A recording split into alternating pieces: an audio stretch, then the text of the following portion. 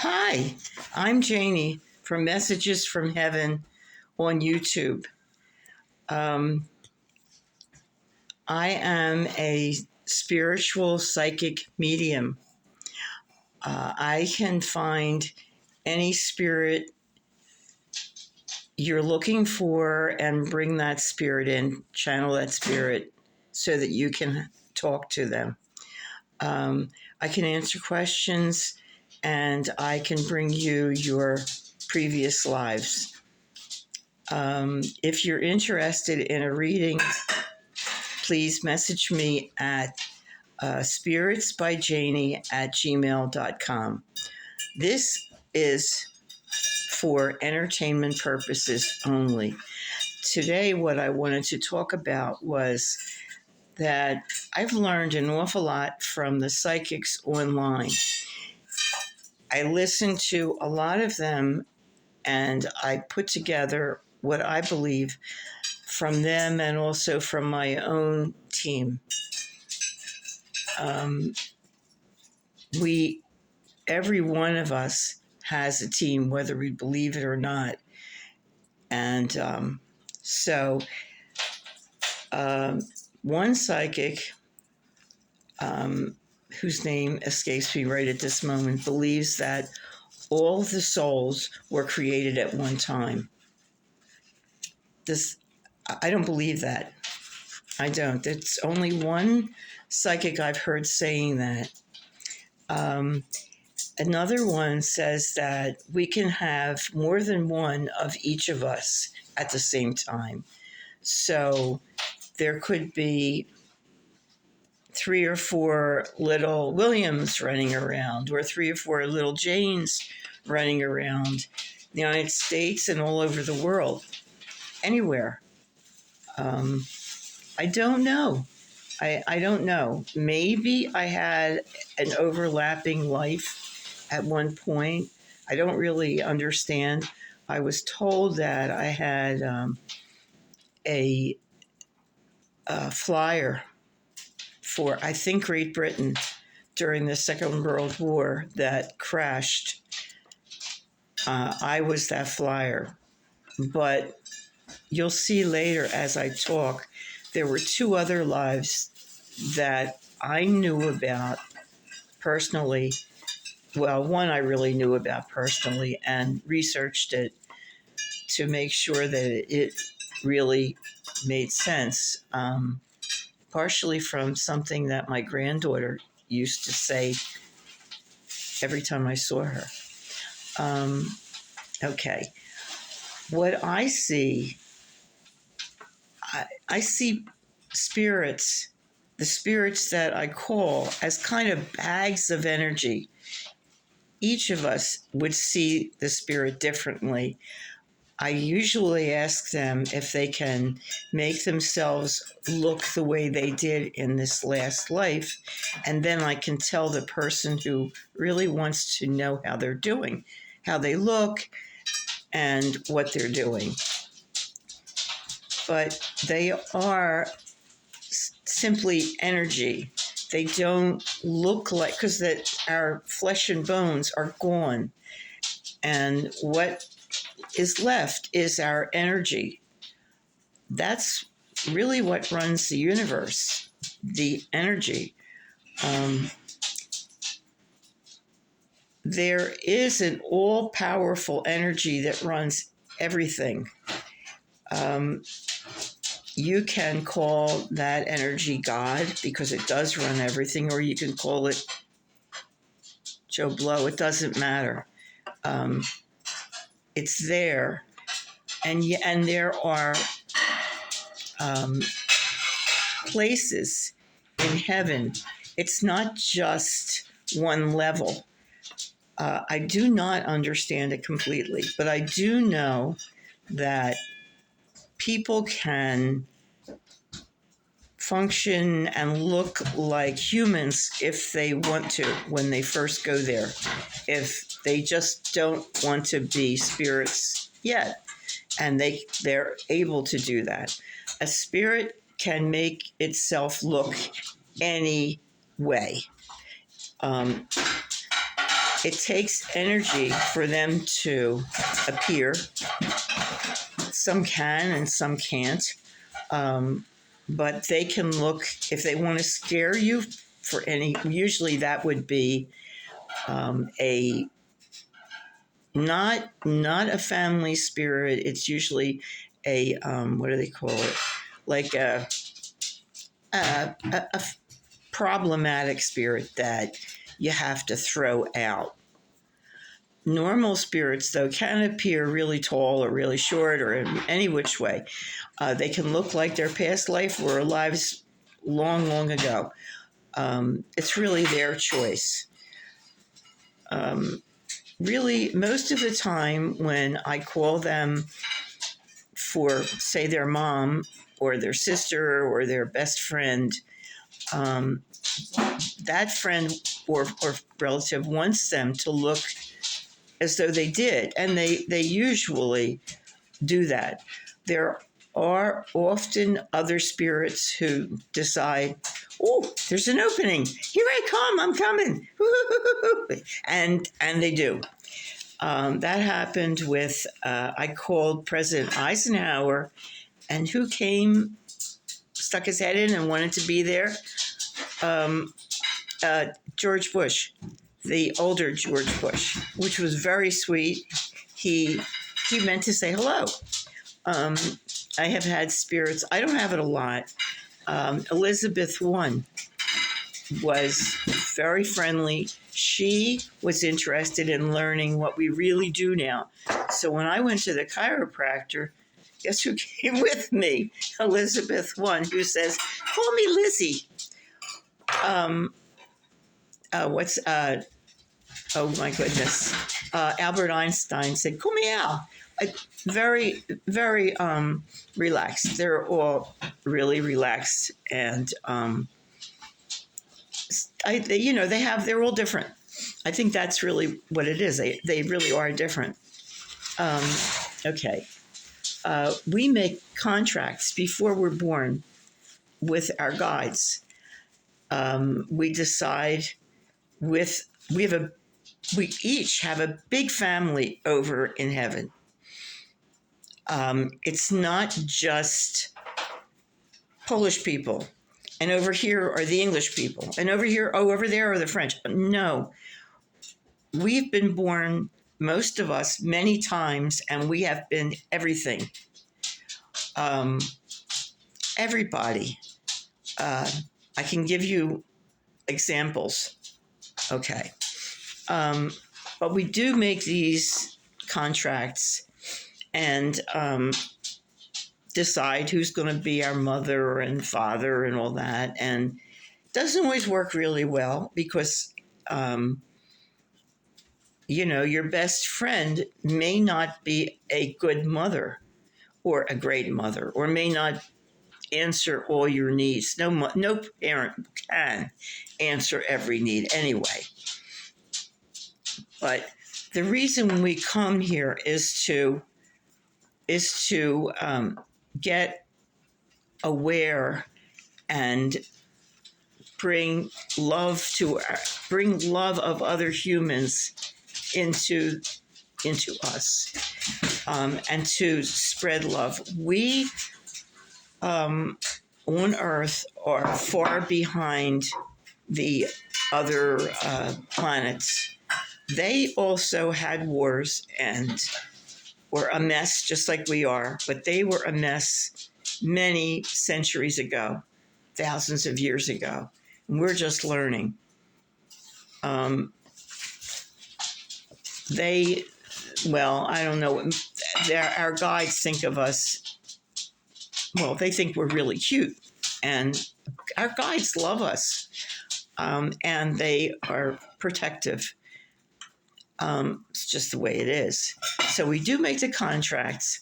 The guides do try to push us in the right direction if they can. That people will say to you, oh, you really would make a great therapist. Or, I love your photographs. Did you ever think of becoming a photographer, going to school for that, or blah, blah, blah, blah, whatever.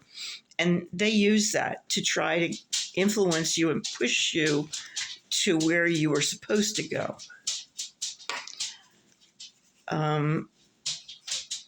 Okay.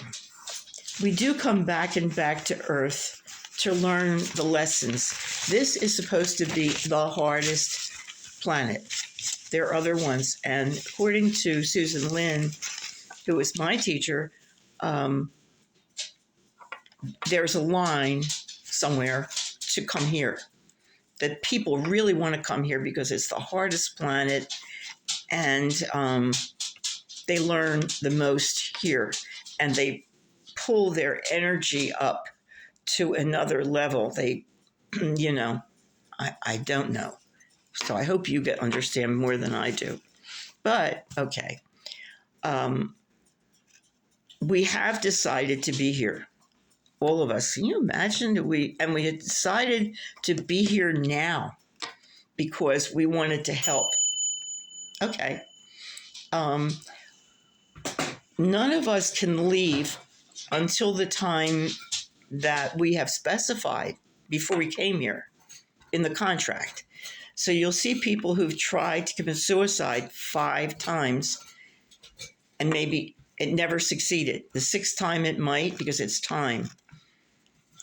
Maybe not. Overdoses, the same thing. Although I talk to a lot of people left from their partners or children who've died of overdoses, and it's horrible. I talk to them I don't charge a fee because it's just so awful to lose your child. Yet they have agreed, the child themselves has agreed to go. It seems cruel, and I don't really understand, but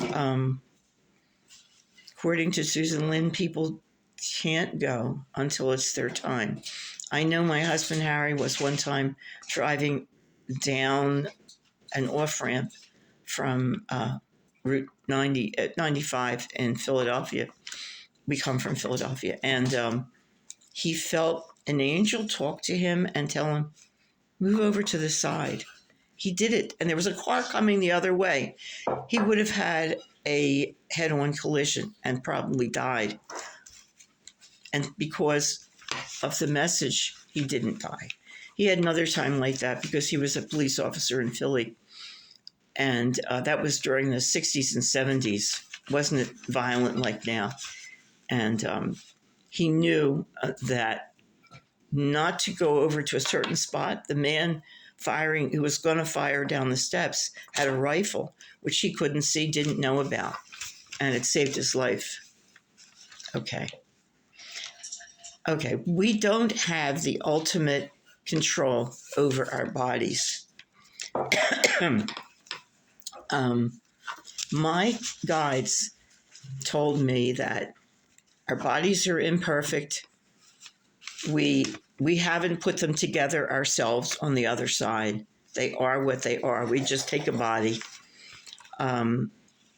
We can help through meditation and surgery and everything. I mean, doing all the kinds of things that we do, exercise.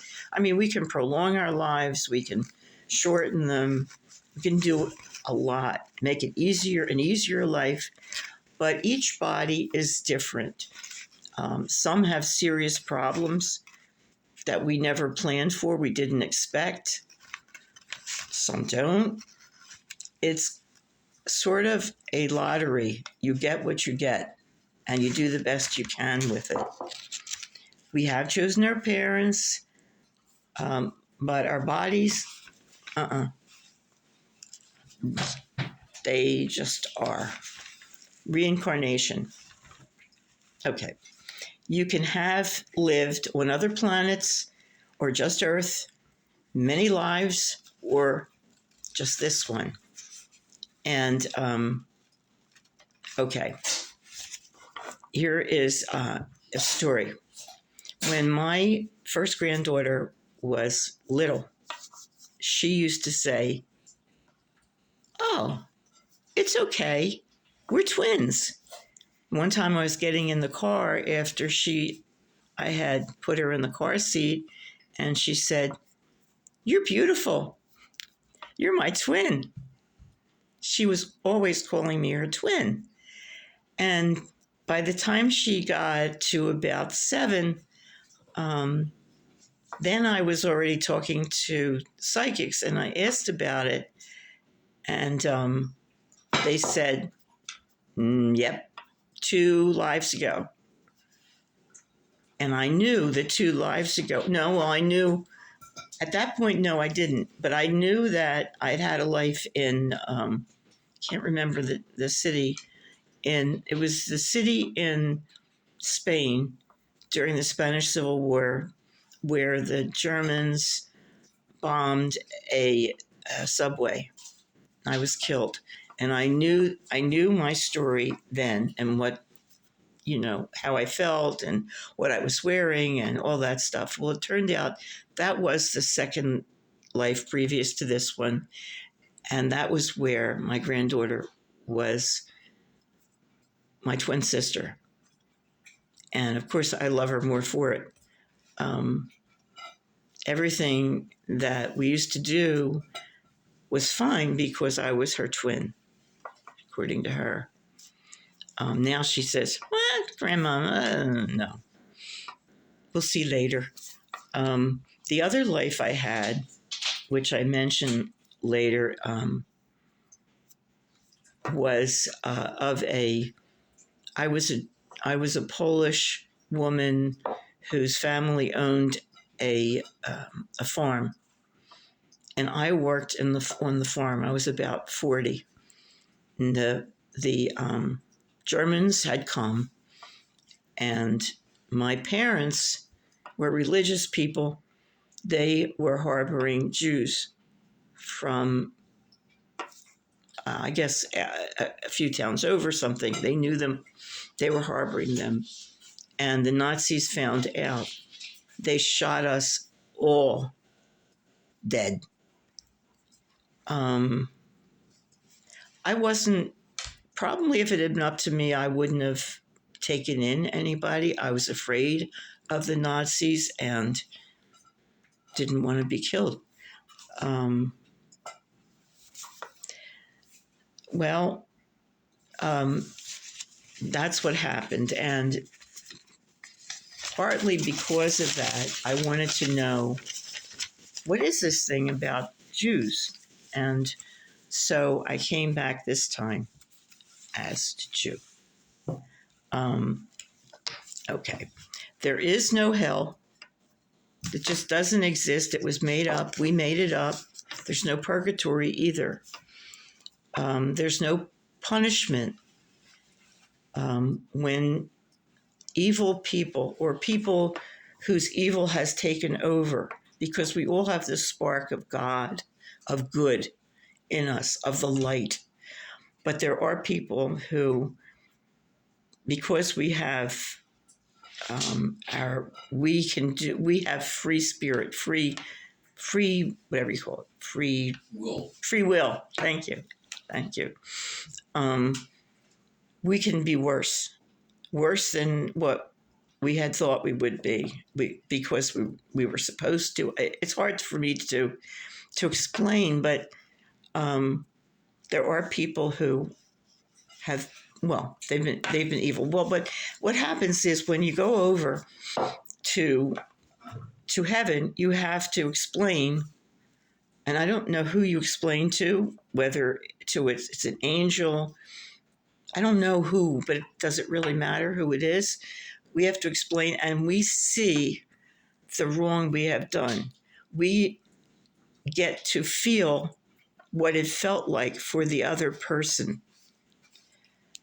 So if someone has done a lot of hurt, that review is going to take days and not a couple of hours. I don't know whether they put themselves in pain. I have heard that some spirits have to go to sleep to get over their lives for a while. Makes sense. I guess there are many different ways of handling it, but we can't really expect that someone we have found to be horrible is going to end up in hell. It's up to us when we find someone who seems that evil has taken over that person. It's up to us to realize, for us, it's a lesson. That's why that person is in our lives. It's an opportunity for us to learn how to deal with that kind of person. And if you start seeing that kind of person comes up more than once, you can be sure that that was put there by your guides because you're supposed to learn how to deal with them in this lifetime. That's why they're here. If you find that you've gotten married 3 times to the same abusive guy, you got some thinking to do. If you find that every boss you have is a crackpot, thinking to do about that too. Because, yeah, I had crackpot bosses a lot. Yeah, had to learn. Okay. Been talking for a long time.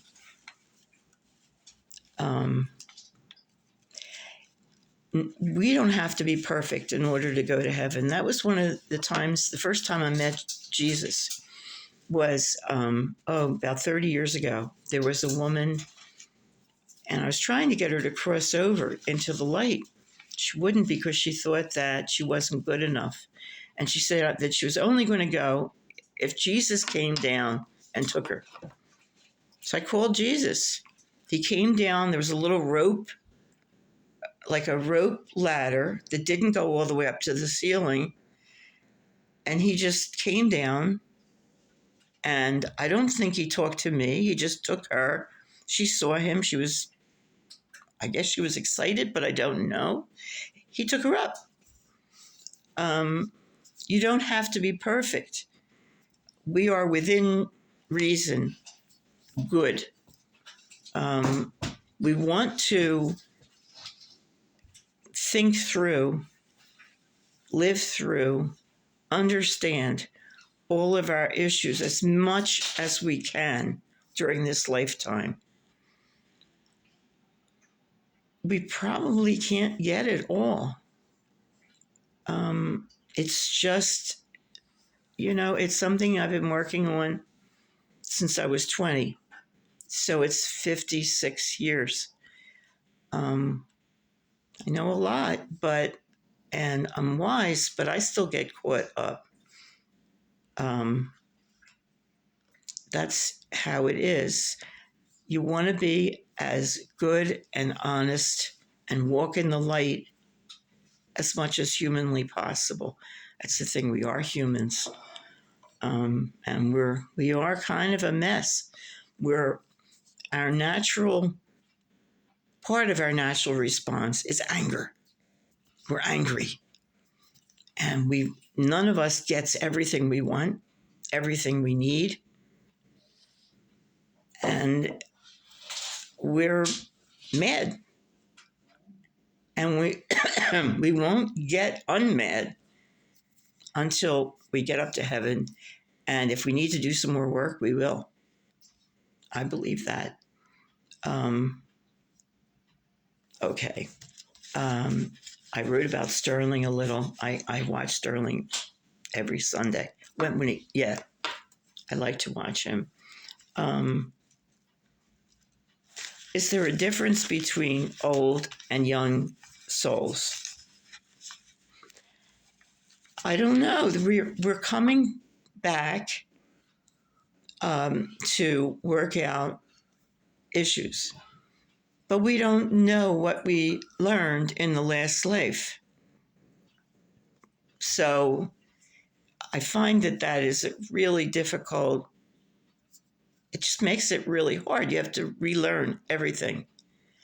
I talk to myself from the life I had in Spain during the Spanish Civil War. And I talked to myself, me who was the Polish farmer, and I learned one thing that both of them really wanted was children and grandchildren. They wanted to be married. They wanted to be happy. The Polish woman felt she might have been a little younger than I thought, but she felt that she missed it because of what the Nazis did, and they came in, and she had to work the farm, and her brothers were taken. It meant that she could not get, and then of course they killed her, so she couldn't get what she wanted. One of the big things about me in this life is that I adore my grandchildren. I have 3 granddaughters, and I used to kid around and say our son walked on water, but I'm sure their granddaughters do. I think I fulfilled what they really wanted because I am them, and I wanted that too. I went to school for painting. I didn't really know that I was supposed to do this. It isn't that I didn't really know. I took courses in the 1970s, and did things, and saw an apparition or two, but really didn't think of it as what I was supposed to be doing. I think it was, but I didn't know it, and that happens. So I'm back on track. Okay. Okay, I mentioned about the Polish woman, and I agreed. Okay, and all right, one page is off there. I don't want to talk about the religious stuff because it just makes me uncomfortable. I don't want to do that. I mentioned that our families have been here since 1851, only because I've been asked more than once about, when will your family come here? A long time ago. Haim Solomon was a relative. He financed the revolution. Okay, I did want to work out my anger, and I have been in therapy. And that has given me wisdom. One of the good things about being old is you tend to have seen things 4 times, 5 times, and you learn, and you do have wisdom. And if your brain is intact and you're cognizant, you're pretty smart. I mean, the knowledge piles up. I think it's the knowledge that is important to you. You tend to forget the stuff that's not, and my short-term memory is basically crap. But do I care? Can I? No, not really. I mean, it is what it is. Okay. All right. I talk to the spirits a lot. Talk to mine. Everyone is at. Yeah, here's the one thing. Psychics may not be saying this, but this is what I get, that when they get to heaven, everybody is happy, loving, and they are okay emotionally. And I've seen that not to be true. Not always. Most times people are happy, are content. They really love heaven. It's beautiful. They say it's beautiful. But I've seen some people who have gotten there and are still very depressed.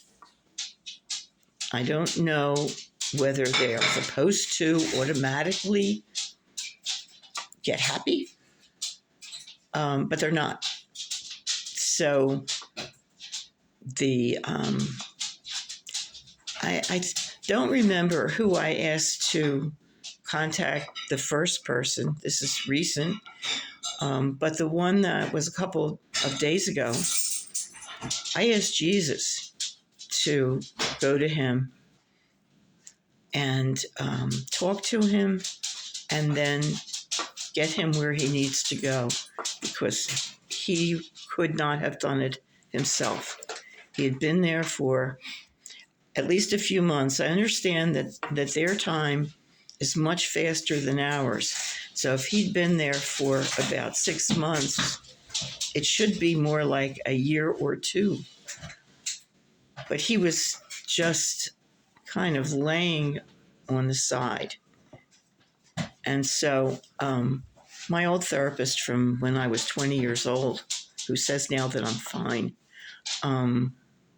I know he still works. He still sees people. He's actually the only one that I have personally talked with, and he does come and visit me sometimes. He himself was, during the Second World War, the only soldier left in one of the attacks in one of the German forests. And he died he became a psychotherapist. He was a Freudian. And, but he does come back, and we talk a little bit. And he did tell me that he's been seeing people. So I believe him. And I think it's a good thing, because if you can't get the therapy here, and it certainly isn't easy to get therapy here, you'll get it there. And I hope so. I just hope so. Okay. I have been seeing Jesus. I don't know if anybody's going to get to the end of this, so maybe that's good, because I don't want to offend anyone. I've been calling him Jesus. I didn't even know that his name was probably Joseph. And then Yeshua is the Hebrew translation, but I've just been calling him Jesus.